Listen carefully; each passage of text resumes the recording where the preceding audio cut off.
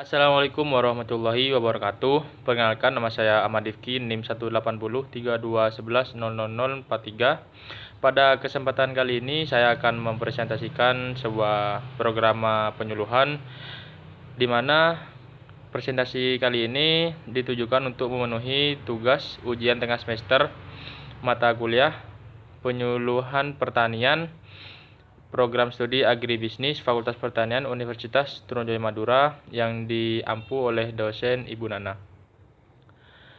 Judul program penyuluhan yang saya ambil yakni peran kinerja penyuluh pertanian dengan menggunakan pengembangan kompetensi berbasis pemanfaatan media di Kabupaten Karawang, Provinsi Jawa Barat.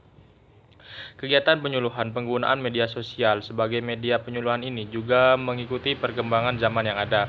Perubahan ini menjadi sebuah tuntutan yang harus dilakukan di sektor penyuluhan pertanian. Untuk terus mengembangkan sumber daya manusia, baik dari sisi penyuluh, petani, dan pusat penyuluhan dan pemberdayaan masyarakat.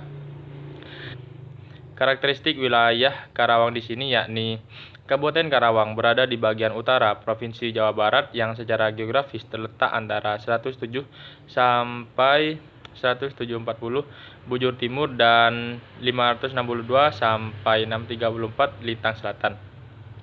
Kabupaten Karawang termasuk daerah daratan yang relatif rendah, mempunyai variasi kemiringan wilayah 0 sampai 2%, 2 sampai 15% dan di atas 40%. Secara administratif, Kabupaten Karawang mempunyai batas-batas wilayah sebagai berikut. Sebelah utara yakni merupakan Laut Jawa, sebelah timur Kabupaten Subang, sebelah tenggara Kabupaten Purwakarta dan juga Kabupaten Bogor. Sebelah selatan yakni Kabupaten Cianjur. Sebelah barat merupakan Kabupaten Bekasi. Luas wilayah Kabupaten Karawang sebesar 1.753,27 km persegi dari luas Provinsi Jawa Barat. Kabupaten Karawang merupakan salah satu daerah yang memiliki lahan subur di Jawa Barat, sehingga sebagian besar lahannya digunakan untuk pertanian. Selanjutnya ini tentang karakteristik penduduk dari Kabupaten Karawang. Jumlah penduduk Kabupaten Karawang pada tahun 2011 sebanyak 2.550.459 jiwa dan pada tahun 2012 berubah menjadi 2.555.460 jiwa. Dengan demikian, terdapat penambahan penduduk sebesar 45.822 jiwa dengan laju pertumbuhan 2,28% per tahun. Setiap daerah tentunya juga pasti memiliki budaya-budaya tersendiri. Seperti halnya juga di Karawang, budaya dalam Kabupaten Karawang yakni kebudayaan Karawang yang telah terbentuk selama ribuan tahun menampilkan corak khas yang menunjukkan adanya akulturasi budaya yang kuat. Hal ini didasari oleh Loka Karawang yang strategis dan disinggahi banyak orang, berbagai latar belakang yang berbeda sehingga sejak dulu Karawang sudah menjadi kota penuh warna dengan pencampuran bahasa, adat istiadat, dan keyakinan.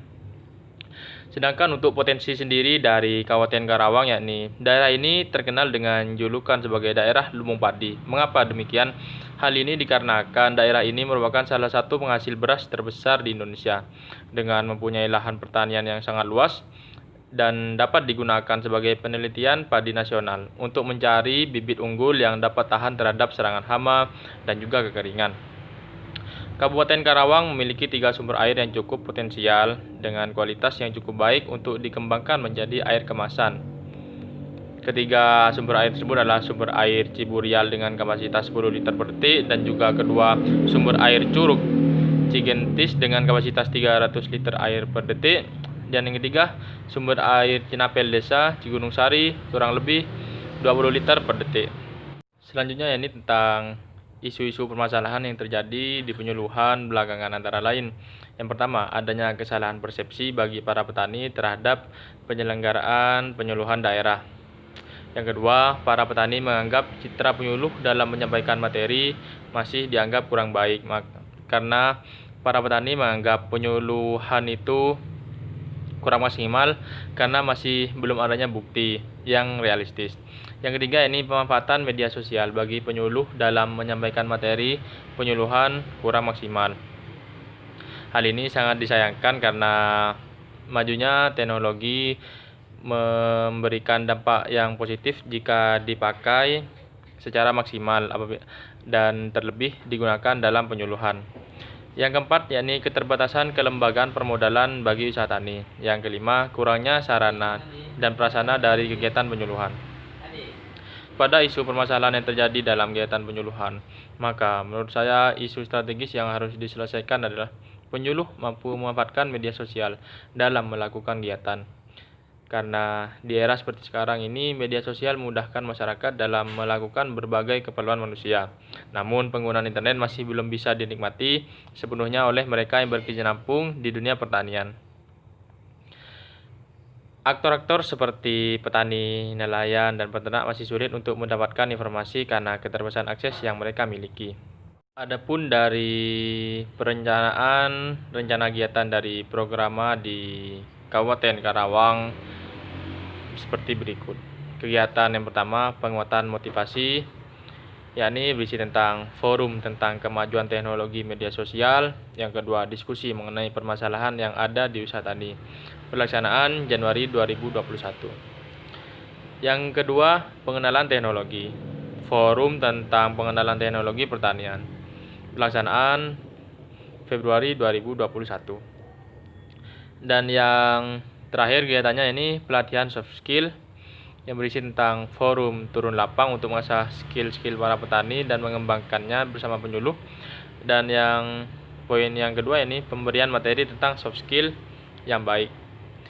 Semua ini pelatihan soft skill, forum turun lapang, dan juga pemberian materi tentang soft skill yang baik dicanangkan akan dilakukan pada bulan Maret 2021. Dari pembahasan yang ada dapat disimpulkan bahwa pesatnya penggunaan media sosial ini juga menunjukkan bahwa banyak pengguna potensial yang bisa dijadikan sasaran untuk kegiatan penyuluhan. Tidak hanya kepada petani dan nelayan, namun media sosial bisa digunakan untuk meningkatkan minat masyarakat dalam menggeluti dunia pertanian. Dari pembahasan yang ada bisa dapat kita tarik kesimpulan, pesatnya penggunaan media sosial ini juga menunjukkan bahwa banyak pengguna potensial yang bisa dijadikan sasaran untuk kegiatan penyuluhan. Tidak hanya kepada petani, namun media sosial bisa juga digunakan untuk meningkatkan minat masyarakat dalam menggeluti dunia pertanian.